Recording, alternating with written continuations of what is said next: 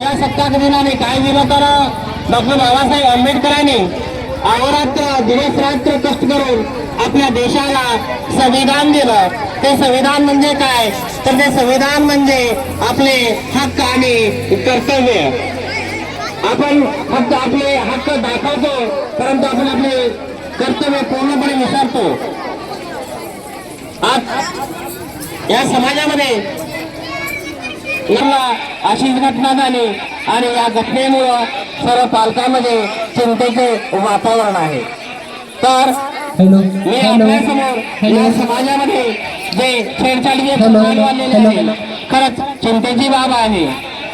परंतु या परिस्थितीवर मात करून मुलींना शिकून उंच भरारी घेण्यास मदत करणे हे समाज म्हणून आपले कर्तव्य आहे।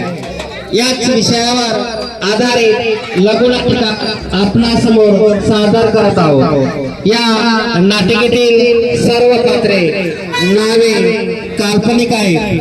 या नाटिकेचे निर्मिती आणि संकल्पना आमच्या प्रशालेचे श्री साखरे सर यांचे आहे।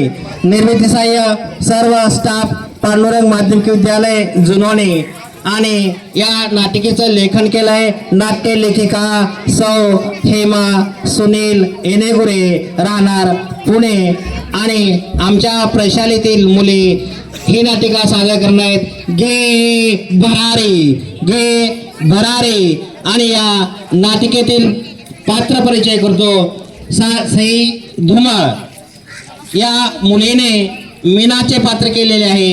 ही मुलगी एक शाळकरी मुलगी आहे। यानंतर पुढचं पात्र आहे साक्षी मुळे। पुढे ही साक्षी मुळे मीनाचे वडील आहेत। तिला मीनाच्या वडिलांचं पात्र केलेलं आहे। त्यानंतर पुढचं पात्र आहे तेजस्विनी ढोंग। हिने या नाटिकेमध्ये शिक्षिकेची भूमिका केलेली आहे। त्यानंतर पुढचं पात्र आहे साक्षी गौरे पाटील। या मुलीने एका शाळकरी मुलाचं पात्र केलेलं आहे। याचं नाव आहे गणेश। त्यानंतर श्रेया खंडागळे हे सुनीलचे मैत्रीण आहे। प्रगती खंडागळे या नाटिकेतील हे अनिल नावाच्या मुलाची भूमिका बजावते। यानंतर पुढचं पात्र आहे अनुष्का खैरे की जी छायाची मैत्रीण आहे आणि हा चमू आपल्या समोर सादर करीत आहे लघु नाटिका गे भरारी। ए गण्या आली बघती आली।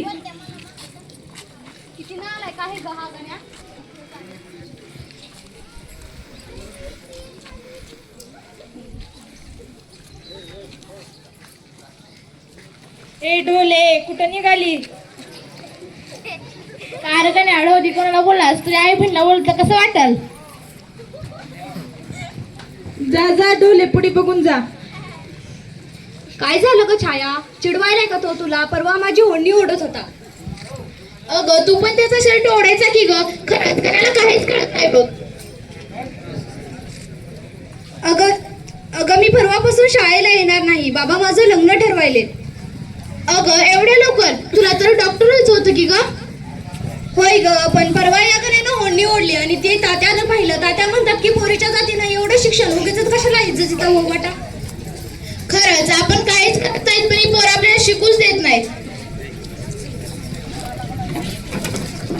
या चला आता मी तुमची हजेरी घेते। छाया या काय रे सुने, आज तुला उशीर कस काय झाला? अहो मॅडम माझं 10 रुपयाचं नाणं हरवलं होतं, तेच शोधत होतो। आणि तुला रे? मी याच्या 10 रुपयाच्या नाण्यावर पाय देऊन उभारले तो। बरोबर बस आले शान। काय झालं आज पोरी एवढं शांत का बसलात? बाई मीनाचं लग्न ठरले। परवा नाही का गण्यानं तिची ओढणी ओढली आणि ते तात्यानं पाहिलं आणि तात्यानं जाऊन मीनाच्या बाबांना नाव सांगितलं म्हणून आता मीनाचे बाबा मीनाचं लग्न ठरवतायत। काय ग मीना, आता तू पण फक्त भाकरी थापणार की काय? नाही हो मॅडम, मला पण शिकायचंय, मला पण उंच भरारी घ्यायची आहे, पण मग सांग की तुला खूप शिकायचंय, उंच भरारी घ्यायचे. चल मी येते तुझ्या सोबत. छाया जागा आधी त्या गण्याला बोलवून आण. हो मॅडम. गण्या तुला बाईंनी बोलवलंय.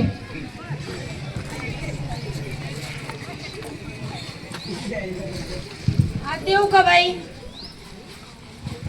ए काय झालं रे ढापण्या, तू या मीनाला छेडलंस? अरे नालाय का, तिच्या घरचे किती घाबरले. तिचं एवढ्या लहान वयात लग्न करायला निघाले. तुझं एवढ्या लहान वयात लग्न केलं तर? अहो मॅडम, मला अजून तर मिशा पण आलं नाही. त्या गण्याच्या घरी जाण्याच्या अगोदर आपण मीनाच्या घरी जाऊन मीनाच्या बाबांना समजावण्याचा प्रयत्न करूया. नको मॅडम, मी लगेच तुमच्या समोर मीनाच्या आणि छायाची माफी मागते. चला आपण मीनाच्या घरी जाऊया. नमस्कार मीनाचे बाबा. नमस्कार मॅडम, आज कसं काय घरी येणं केलं? मला असं कळालं की तुम्ही मीनाचं लग्न ठरवताय. हो, काल त्या गण्यानं मीनाची ओढणी ओढली, त्याच्यामुळं आम्ही मीनाचं लग्न ठरवतोय. एवढ्या लहान वयात मीनाचं लग्न करू नका. तिला खूप शिकायचंय, उंच भरारी घ्यायचंय. तुमचं या गावाचं नाव तिला मोठं करायचंय. बाई, आम्हाला पण खूप वाटतं मीनाला खूप शिकावं, पण गावातच अशी छेड काढली तर शहरात कसा निभावं लागणार? पोरीची जात बदनामी झाली तर उद्या लग्न पण कोणी करणार नाही. सांगा बरं, आम्ही आता काय करावं? चुकलो काका, मी पुन्हा असं वागणार नाही. मीनाला बहीण माने, तिचे शिक्षण घेईपर्यंत तिची मी काळजी घेईन. वाटलं तर मला पोलिसात द्या, पण तिचं करू नका. तिला शिकू द्या, उंच भरारी घेऊ द्या. हो मीनाचे बाबा, मुलींना शिकू द्या. आज लोक भीतीपोटी मुलींना शिकू देत नाही. एवढंच नाही तर मुलींना जगू सुद्धा देत नाही. मुलगी जन्माला येण्या अगोदरच तिला मारण्याचा प्रयत्न करतात. मुलीची इज्जत घेणे, त्यातूनही वाचली तर पुढे लग्नात भरपूर हुंडा घेणे आणि तेही मिळाले नाही तर तिचा जीव घेण्याचा प्रयत्न करते. असे प्रकार समाजात घडत असल्यामुळे लोकांना मुलगी नकोय. पण मुलगी जन्मलीच नाही तर आपल्याला एक मुलगी, बायको, बहीण कशी मिळेल? बरोबर ना? मुलगी एक लक्षात ठेवा, मुलगी कुटुंबाचं वजन असून ती कुटुंबाची शान आहे. मुलगी जर शिकली तर ती स्वतःचं तर भविष्य घडवतेच, पण त्याबरोबर समाजाचंही भविष्य घडवते. त्यामुळे मुलीला शिकवा. जर समाजात तिची कोण छेड काढत असेल तर मुलीला दोष न देता दोषीवर कठोर कारवाई करा आणि आपल्या मुलीच्या पाठीशी खंबीरपणे उभे राहा. मुलगी जर शिकली तर तिचा स्वाभिमान, आत्मविश्वासाने अन्यायाविरुद्ध लढण्याची तिला ताकद मिळते. त्यामुळे त्याच्यावर शिक्षण थांबवणे हा उपाय नाही. छेडछाड झाली किंवा तिला समाजातून कोणताही त्रास झाला तरी 181 या क्रमांकावर संपर्क करा. लक्षात ठेवा, 181 कायदा तुम्हाला नक्की मदत करेल. 181 या क्रमांकावर संपर्क करा. धन्यवाद.